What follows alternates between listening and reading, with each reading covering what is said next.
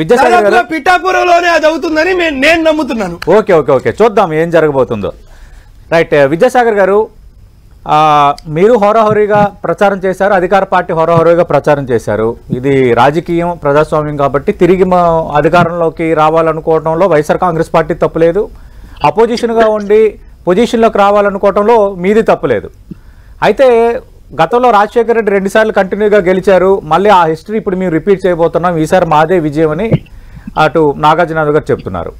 Comparatively political phenomenas equations మనం చూసుకునేటప్పుడు తెలుగుదేశం పార్టీకి మాత్రం ఇవి అత్యంత ప్రతిష్టాత్మకమైన ఎన్నికలు. అది తెలుగుదేశం పార్టీ నేతలు కూడా ఒప్పుకునే అంశమే. అంటే ఆ పార్టీ భవిష్యత్తుకు నిర్దేశించే ఎన్నికలన్న ఒక విస్తృతమైన చర్చ. అంటే ఈ ప్రచారాలు ఇవన్నీ కలిసి వస్తాయనుకుంటున్నారా? మీ అంచనాలు ఏంటి, మీ హోప్ ఏంటి? Good morning Satish garu. Good morning Yadav కూడా నమస్కారం. పాపం తమ్ముడు యాదవ్ కలగంటున్నాడు. Good morning. కలని ఎంతసేపు? ఒక 48 గంటలు అంతే కదా. దాని తర్వాత కళ్ళలు అయిపోయేది తప్ప వేరే జరిగేది ఏమీ లేదు. ఏదో చెప్పుకుంటూ వచ్చాడు మేనిఫెస్టో. అబ్దుల్ కలాం పగటి కళలు కనకూడదు. పగటి కళలు పనికి చేటు, రాత్రి కళలు నిద్రకు చేటు. అబ్దుల్ కలాం చెప్పింది కళలు కనండి, వాటిని సాకారం కోసం పనిచేయండి అని చెప్పేసి అన్నారు. వీళ్ళు చెప్పే సూత్రం ప్రకారం కాదు. కాబట్టి వీళ్ళు చెప్పే మాటలు దేనికి ప్రజలు అంత పిచ్చోళ్ళేమి కాదు, ఓటర్లు అంతకంటే పిచ్చోళ్ళేమి కాదు. మననే చూసాం. మొన్న సాయంకాలం వరకు చూసాం. ఉద్యోగస్తులు బార్లు తీరి లీవులు పెట్టి స్పెషలిటేషన్ సెంటర్స్ కు ఇక్కడక్కడ కన్ఫ్యూజ్ చేసినా కూడా 5,48,000 మంది ఉద్యోగస్తులు ఇప్పటికీ ఓటేసి ఉన్నారు. ఉడిమి చేసుకోమని చెప్పండి వాళ్ళు ఎవరు ఓటుకేశారు. 87% ఉద్యోగస్తులు ఇప్పటికీ 87% ఓల్డ్ ఓటు, 87% కూటమికి పడ్డాయి ఓటు. సో వాళ్ళ కుటుంబ సభ్యులు పడతారు.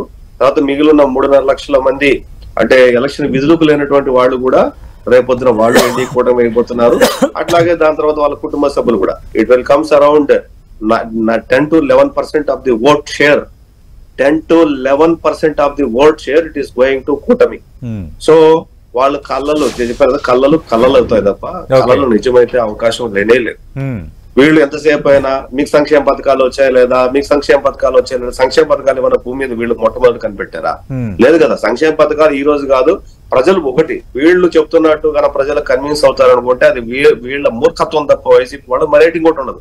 ఎందుకంటే ఇలాంటి సంక్షేమ పథకాలు గత ప్రభుత్వం అంతకంటే ప్రభుత్వం ఇప్పుడు 95 ఏళ్ళు 96 ఏళ్ళు వయసు ఉన్నటువంటి ముసలి వాళ్ళు కూడా ఇర్రెస్పెక్టివ్ క్యాస్ట్ రిలీజన్ వాళ్ళు కూడా ఆల్రెడీ సంక్షేమ పథకాలు ఏదో రూపాన వాళ్ళు బతుకున్న రోజు నుంచి అందుకున్నారు. ఆయా సామాజిక వర్గాలు కావచ్చు, ఆయా వాళ్ళ వర్గాలకు సంబంధించినటువంటి అంశాల్లో.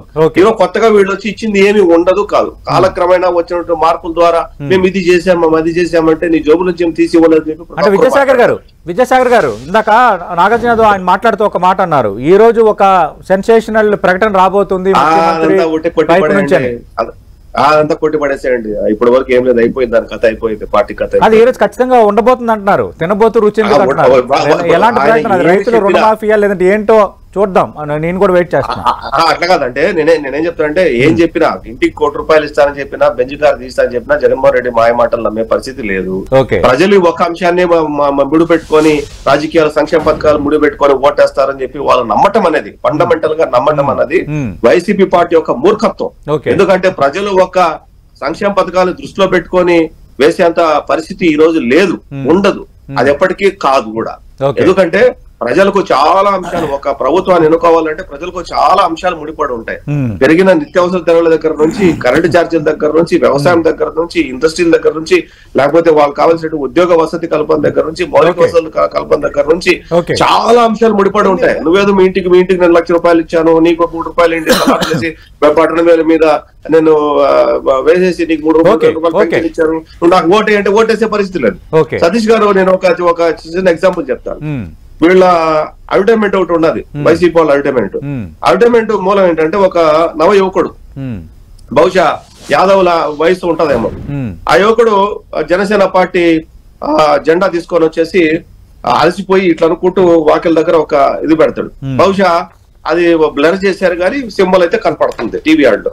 ఆ అబ్బాయి సైలెంట్ గా వచ్చి ఇంట్లో కూర్చుంటే ఒక సంక్షేమ ₹3,000 ఏదో తీసుకొని వచ్చేసి వాళ్ళ అమ్మకు ఒక చెక్కో ఏదో సంథింగ్ ఏదో ఇస్తాడు అడ్వర్టైజ్మెంట్ లో. అంటే దాన్ని చూస్తూ యువకుడు అంటే దీని మీద ఆధారపడాలా వద్దా అన్న కన్ఫ్యూజన్ లో ఉంటాడు. ప్రజలకి ఆ వయసులో ఉన్న యువకుడికి ఉద్యోగ కల్పన కావాలంటారా, లేకపోతే ఇంటికి వచ్చే 3,000 రూపాయలు ముష్టి 3,000 రూపాయలు 5,000 రూపాయలు సంక్షేమ పథకం కావాలంటారా? అంటే ఆ యువకుడికి మీరు సంక్షేమ పథకాల కింద ఇవ్వటాన్ని ముష్టిగా మీరు అనొద్దు ఆ పదం. ఏదండి సంక్షేమ పథకాల కింద ఇచ్చే మొత్తాన్ని మీరు ముష్టి అనే పదాన్ని ఉపయోగించొద్దు.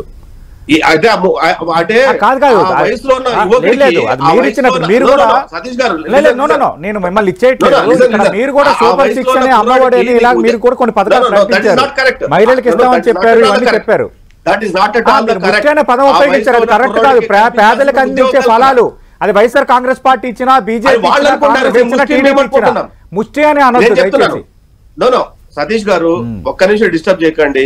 ఇప్పుడు 22 ఏళ్ళు 24 ఏళ్ళు వయసు ఉన్న పిల్లోడికి ఇంట్లో నువ్వు ఇచ్చే ముష్టి డబ్బుల కోసం ఆధారపడమని నువ్వు ఇంటర్నెట్ గా చెప్తున్నావా, లేకపోతే ఉద్యోగ కల్పన చేయాలని చెప్తున్నావా? ఆ వయసులో ఉన్న కుర్రాడికి నువ్వేమి ఇవ్వాలి? ఉద్యోగ పద్ధతులు ఇవ్వాలి. అంటే నువ్వు అడ్వర్టైజ్మెంట్ చెప్పదలుచుకునేది ఏంటి? నువ్వు గాలి తిరుగుతున్నావు, ఎంతో కొంత నీకు ముష్టి పడేస్తాను. మాట్లాడుకోవాలని చాలా మాట్లాడుకోవాలి, ఇంకా దాంట్లోకి వెళ్ళొద్దు మనం. చంద్రబాబు నాయుడు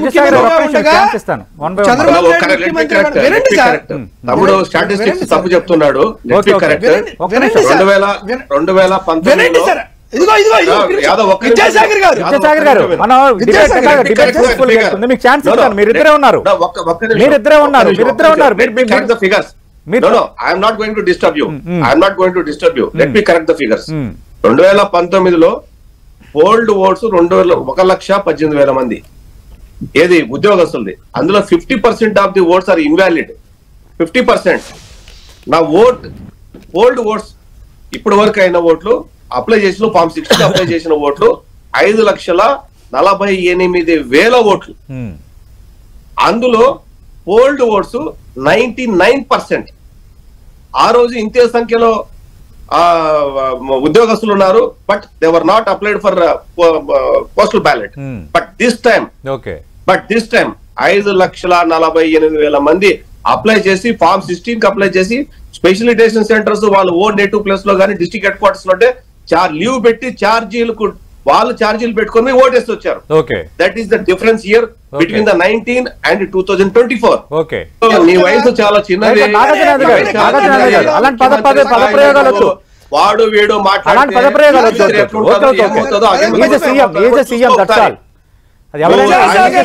నువ్వు వాడు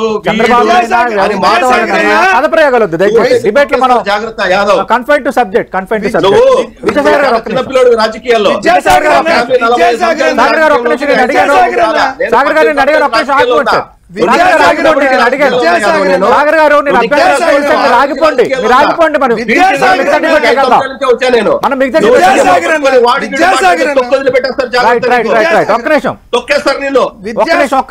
విద్యాసాగర్ గారు సంక్షేమాన్ని గెలిపిస్తుంది అనుకుని ఎక్కువగా అంచనాల్లో వైఎస్ఆర్ కాంగ్రెస్ పార్టీ ఉంది, ఉద్యోగులు మా వైపు ఉన్నారు, మాకే ఛాన్స్ ఉందని మీరు చెప్తున్నారు. అంటే మీరు తెచ్చిన సూపర్ 6 కానీ మీరు మేనిఫెస్టోలో ఆల్రెడీ మీరు కూడా కొన్ని సంక్షేమ పథకాలకు ఎక్కువగా పెద్దపీట వేసిన వాతావరణం ప్రజలు విశ్వసిస్తారు అనుకుంటున్నారా? అలాగే భారతీయ జనతా పార్టీ జనసేనతో పొత్తు ఖచ్చితంగా కలిసి వస్తుంది అనుకుంటున్నారా? సతీష్ గారు, ఒక సంక్షేమ పథకాలు దేశంలో ఈ దేశంలో కంటే పక్క తమిళనాడులో కర్ణాటక ఎందుకంటే బ్రహ్మాండమైన సంక్షేమ పథకాలు రన్ అవుతున్నాయి. But you see the result after polling. మీరు కూడా మేనిఫెస్టోలో సంక్షేమ పథకాలు ఎక్కువగానే పెట్టారు కదా. ఎందుకంటే ఇప్పుడు కరెంటు ఛార్జీలు పెరిగింది మూతపడింది ఎవరికి? ఈ ప్రజలకి. డీజిల్ పెట్రోల్ ఛార్జీలు మూతపడింది ఎవరికి? ఈ ప్రజలకి. చెత్త పన్ను పడింది ఎవరికి? ఈ ప్రజలకి. సిపిఎస్ ప్రభావం పడింది ఎవరికి? ఈ ఉద్యోగస్తులకి. లేకపోతే క్రాప్ హాలిడే ప్రకటిస్తే వ్యవసాయం ఆపేసింది ఎవరు? ఈ వ్యవసాయదారులు. లేకపోతే పవర్ హాలిడే ఇచ్చిన పరిశ్రమలకు ఇచ్చినటువంటి వాళ్ళకి ఇచ్చింది ఎవరికి? ఈ పారిశ్రామికలకు దెబ్బతింది కార్మిక సంఘాలు. ఇంకా లా అండ్ ఆర్డర్ గురించి మాట్లాడుతున్నారు. తెలుగుదేశం పీరియడ్ లో ఏ రోజు మత ఘర్షణ జరగలేదు ఉమ్మడి ఆంధ్రప్రదేశ్ లో కానీ ఇక్కడ కానీ ఈ ప్రభుత్వంలో రథాలు తగలబెట్టింది, మా దేవుళ్లకు మూత్రం పూసింది, లేకపోతే రాముడికి శిరోమణం జరిగింది ఈ ప్రభుత్వంలోనే కదా. లేకపోతే మర్డర్లు రేపులు మీరు క్రైమ్ రివ్యూ తీసుకుంటే ఆల్ ఇండియా దేశంలో 32,000 మంది ఆడపిల్లలు మాయమైపోయింది ఈ ప్రభుత్వంలోనే కదా. లేకపోతే మర్డర్ చేసి దళితులు మర్డర్ చేసి పార్సల్ చేసి ఉండేది ఈ గవర్నమెంట్ లోనే కదా. లేకపోతే మాస్క్ లేదని చెప్పేసి శ్రీకాంత్ ని కూడా నడు వీధిలో కొట్టి చంపిన ఘనత ఈ ప్రభుత్వంలోనే కదా? అంటే ఏ ప్రభుత్వంలో ఏం జరిగింది అనేది ప్రజలు అంతా గమనించలేక ఉంటారా? నువ్వు వాటిని డబ్బులు ఇచ్చి లేకపోతే నువ్వు వాళ్ళకి స్కీములు ఇచ్చేసి వీటి రూపం మార్చమంటే ఒకటే వాళ్ళు మారిపోతారా? మనం చూసాం, మనం సుబ్రహ్మణ్యం గారు చెప్పినటువంటి ఆ ఎమ్మెల్సీ ఎవరినో ఆ ఊర్లోకి వస్తే తమిరి కొట్టారు. నిన్న చూసా కొట్టు సత్యనారాయణ గురించి ఉద్యోగస్తుల దగ్గరకు వస్తే ఎక్కువ మాట్లాడి తన్ని పంపించేటోళ్ళు. అంటే అట్లాగే ఇలాంటి సంఘటనలు ఎంత ప్రభావం ఉంటది? ఏ ప్రజలకైతే వీళ్ళు సంక్షేమ పథకాలు ఇచ్చారంటున్నారో ఆ ప్రజలను రక్తం పీల్చి వాళ్ళు ఒక రక్తం చుక్కలేనటువంటి స్థితికి దీనావస్థితికి తీసుకొచ్చినది ఎవరు? ఆటో కార్మికుల్ని, లేకపోతే ఆటో క్యాబుదారుని ఫైన్ల పేరు మీద విసిగించింది ఎవరు? లేకపోతే దౌర్జన్యము దాష్టికం చేసినది ఎవరు? లేకపోతే ఎన్ని భూ ఆక్రమణలు ఈ రాష్ట్రంలో జరిగాయి, ఎన్ని భూ దహన కేసులు ఈ రాష్ట్రంలో జరిగాయి? సంక్షేమ పథకాలు వర్కౌట్ అయ్యా లేదా రేపు పొద్దున ప్రజల్లో తేలుతుంది. అలాగే మీ మేనిఫెస్టో ఇవన్నీ జరిగింది కూడా, వీళ్ళు మాట్లాడుతున్నట్టు సంక్షేమ పథకాలు ఇవన్నీ జరిగింది కూడా. ఇవన్నీ ఈ ఒత్తిడిని ఎదుర్కొనింది, ఈ దమనకాండ ఎదుర్కొంది, ఈ ప్రజలు పీల్చి చేసినటువంటి రేట్లు దగ్గర నుంచి జరిగింది కూడా ఈ ప్రజలకే జరిగిన అవన్నీ.